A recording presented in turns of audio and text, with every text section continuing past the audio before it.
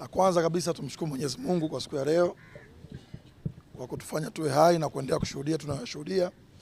Lakini la pili ni wapongeze wakazi wa Dar es Salaam na wanachama wa Chadema kanda ya Pwani kwa mshikamano na upendo kuanzia kesi ilipoanza mpaka leo hii.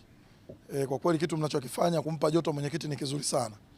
Lakini tatu ni wapongeze wanaotoka mikoani, kila wiki na kila siku tunapokea wageni wapya nao wanakuja kusikiliza kesi ya mwenyekiti, kuonesha solidarity. Tuna watu kutoka Sumbawanga, Mwanza, Mbeya, Kaskazini, Arusha huko, Rorya, sehemu mbalimbali mpaka Mtwara na Lindi. Na nyewe vile vile tunawapongeza na wengine wanapata fursa hiyo wasiache kuja. Lakini la tatu ni kuhusu kesi inayoendelea. Mimi kwa maana nilichokiona pamoja na mambo ya kisheria wanaongea na sheria, naona ni upotevu wa muda na rasilimali fedha katika nchi yetu.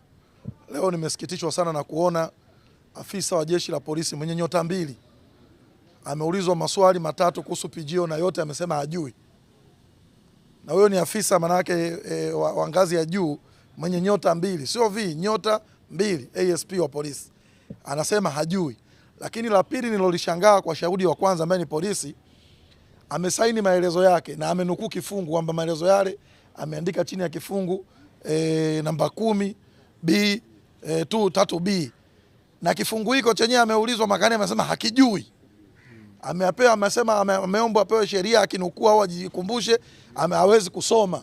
Sasa ni watu ambao tunawategemea sisi kwenye sehemu nyeti kama hiyo, idara kubwa kama ya polisi, tunakuwa na watu wa aina hiyo.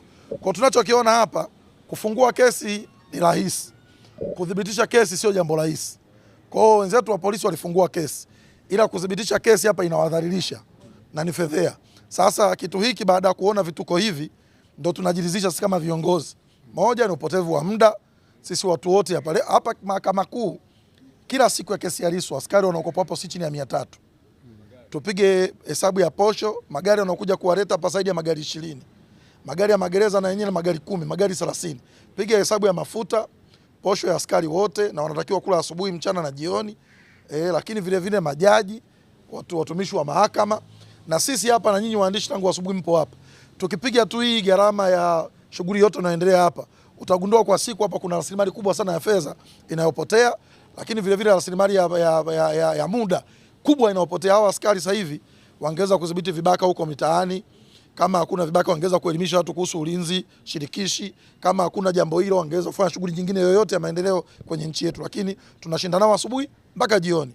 Lakini vile vile majaji hawa, kuna wenzetu huko wana kesi serious za mauaji, wana kesi za ukabaji, ubakaji, za ujambazi ambazo wengine huenda wamefanya kweli na wengine wameonewa.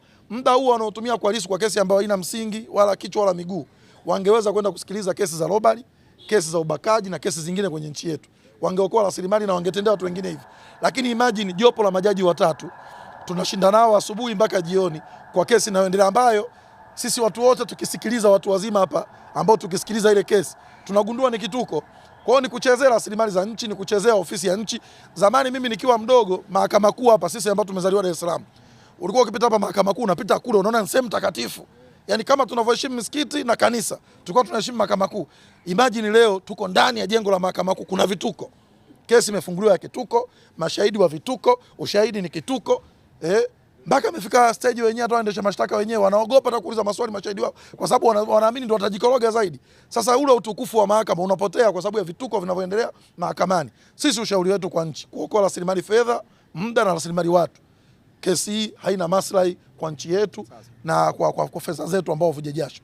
Kesi hii si tu kwa maana hela inayotumika ni ya serikali. Hii hela ni watu wanakaa shambani wanalima, kodi yao ndio inakuja kulipa ujinga huu unaoendelea hapa. Lakini kesi si hivyo tu, kuna watu wafanya biashara huko wanafilisika, wanapata hasara, lakini hela hao wanaokatwa kodi badala ya kuiona ikaenda kufanya maendeleo makubwa inakuja kufanya jambo hili. Mimi nakaa Ubungo lakini naona barabara za Kimara, barabara za Tabata, Kimanga hazipitiki, ni matope. Mabilioni ya hela kesi hii. Kwa nini singetoa kujenga barabara Mbagala, Kimara huko Tabata na sehemu nyingine tukaona hela zetu zinatumika vizuri. Na kingine kwenye ufunguaji wa kesi kama nilivyosema, kufungua kesi ni jambo rahisi.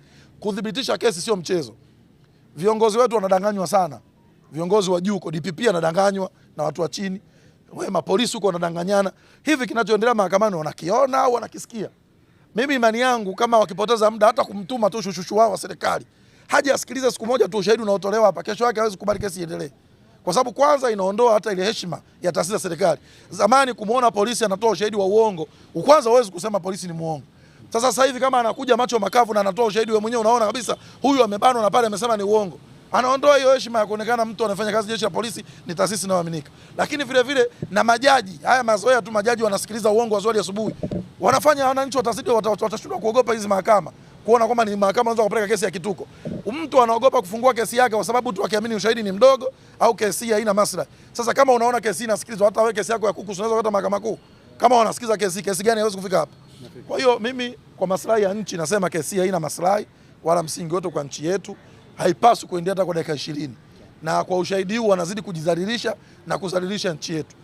Kwa hiyo sisi kama viongozi ambao tuna vision kubwa na nchi hii, hatuishii tu kuona kesi ya Tundu Lissu, tunaishia kuona mifumo mibaya ya kimahakama, mifumo mibaya ya kipolisi na utamaduni mpya ambao viongozi juu ukiwasikia wanakebea kubambikia kesi, lakini kesi ya mfano ya nchi hii ya kubambikia kwanza ni. Sasa je, wanaongea kile wanachokimaanisha au wanamaanisha wanachokiongea? Jibu kubwa tunalipata wananchi mmoja mmoja. Kila anayeshinda mahakamani majibu wanayo kwamba hapa hakuna kesi, kuna uzugaji na upotevu wa muda na rasilimali zote nilizozitaja. Lakini la mwisho ni kuhusu jopo letu la maana wanasheria, kesi ya pili na yenyewe kisheria kabisa tunapaswa tufunguliwe shughuli zetu. Na leo Mheshimiwa Lissu kama alivyosema wakili amekuja kuomba kuunganishwa kwenye kesi ile. Lakini ukiangalia inavyopangwa na kinachojadiliwa ni delaying technique tu, Chadema tusifungue ofisi zetu na tusifanye shughuli zetu.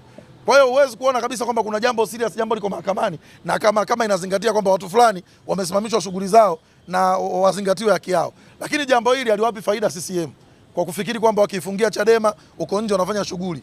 Kwanza wanaongeza hasira kwa wananchi, lakini pili wanazidi kuongeza mahaba na mapenzi ya wananchi kwa Chadema. Kwa kama wanafikiri wanatuzoofisha ndio wanatuimarisha.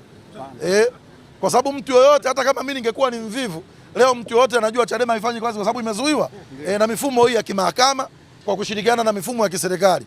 Kwa hiyo hatuwezi kusema kwamba kuna kesi ya msingi pale kuna ucheleweshwaji na ufunguaji wa mikono ili tusifanye shughuli zetu. Nafikiri kwa leo niishie hapo.